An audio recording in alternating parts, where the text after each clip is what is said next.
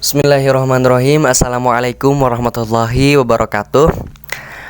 Perkenalkan, nama saya Rangga Maulana Alif. Saya mahasiswa dari Komunikasi Penyiaran Islam semester 2 dengan NIM 010422011018. Jadi di video kali ini saya akan menjelaskan tentang teori yang insya Allah yang saya pahami, yaitu yang pertama itu ada teori agenda setting, yang kedua itu ada teori pertukaran sosial, terus ada teori dramaturgi, ada teori jarum hipodermik. Langsung saja kepada teori yang pertama, yaitu teori agenda setting. Teori agenda setting ini pertama kali ditemukan oleh Pak Malcolm sama Pak Donald Shaw pada tahun 1972. Mereka beranggapan bahwa media merupakan alat untuk memberikan kesadaran sama pengetahuan lah kepada halayaknya dengan mengangkat berita-berita yang menurut mereka itu penting. Terlepas dari baik atau buruknya berita tersebut, selama publik suka, media akan terus memberitakannya. Contohnya seperti berita kehidupan asmara seorang artis lah. Mereka selalu mengangkat berita yang sebetulnya masalah mereka itu nggak gede-gede banget gitu, tapi karena isunya beredar luas di masyarakat, terus masyarakatnya suka, media menganggap itu suatu hal yang penting. Lanjut kepada teori yang kedua, yaitu teori spiral of silence atau teori keheningan. Ini pertama kali ditemukan oleh Ibu Elizabeth Noel, yang ditemukan pada tulisannya dengan judul Spiral of Silence. Menurutnya, opini yang akan didengar dan diterima oleh publik itu tergantung seberapa banyak orang yang menyuarakannya. Jadi, kebenaran yang sebenar-benarnya dari fakta akan terlangkahi oleh opini yang justru kebenarannya masih dipertanyakan, tapi mereka mempunyai banyak suara gitu. Contohnya, sebagian besar orang Indonesia tidak ingin ada orang Israel masuk ke negaranya. Namun sebagian kecil tidak terlalu mempermasalahkannya lah. Akhirnya, singkat cerita, Israel tidak diperbolehkan masuk ke Indonesia karena mungkin suara untuk menolaknya lebih banyak. Lanjut kepada teori yang ketiga, yaitu ada teori jarum hipodermik atau teori peluru.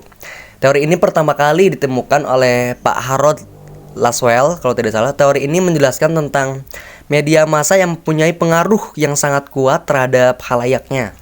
Seperti halnya jarum suntik sungguhan gitu, menyuntikkan suatu zat tertentu ke dalam tubuh tanpa ada pengecualian. Ini artinya setiap informasi yang kita tangkap dari media massa tanpa disadari itu sudah tertanam di dalam memori manusia. Contohnya ketika pidato presiden misalkan di televisi, selama kita tangkap melalui panca indera penglihatan ataupun sama pendengaran, lebih atau kurangnya kita sudah terdoktrin gitu. Kira-kira seperti itulah. Lanjut kepada yang keempat, itu ada teori dramaturgi.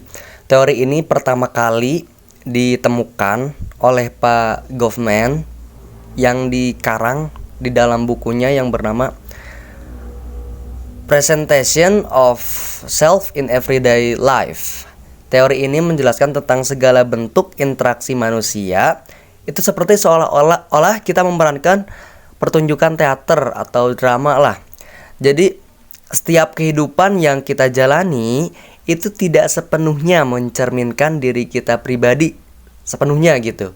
Tergantung pada saat kapan dan di mana kita berada dengan memposisikan diri kita. Contohnya, saya ambil dari kehidupan saya lah. Ketika saya di rumah dengan keluarga saya menempatkan bahwa saya ini adalah seorang anak dari orang tua saya, yang mana harus berperilaku sopan dan lain-lain lah. Kemudian ketika apabila saya sedang di kampus gitu kan, saya menempatkan diri saya sebagai mahasiswa yang mewajibkan menuntut ilmu, mendengarkan materi yang disampaikan oleh dosen, ataupun ketika saya berada di lingkungan tongkrongan teman-teman, saya menempatkan diri saya sebagai teman sebayanya gitulah. akrab-akraban.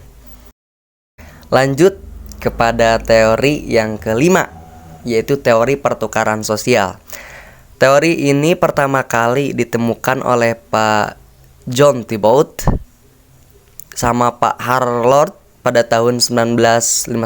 Teori ini berpendapat bahwa segala bentuk interaksi intrapersonal itu ada pihak yang merasa dirugikan atau diuntungkan.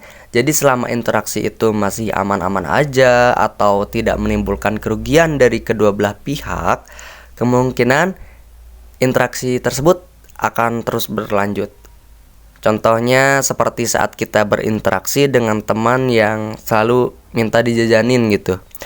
Kemudian kita merasa selalu dimanfaatkan nih, gak bisa nih. Nah di situ kita sedang tertimpa oleh kerugian gitu. Tidak hanya kerugian secara material ya, bisa kerugian secara sosial ataupun kerugian secara moral. Ya, sepertinya segitu aja yang dapat saya sampaikan. Kurang dan lebihnya mohon maaf. Apabila ada kesalahan mohon di komen di kolom komentar ya. Mudah-mudahan bermanfaat lah apa yang saya sampaikan ini. Sekian dari saya. Wassalamualaikum warahmatullahi wabarakatuh.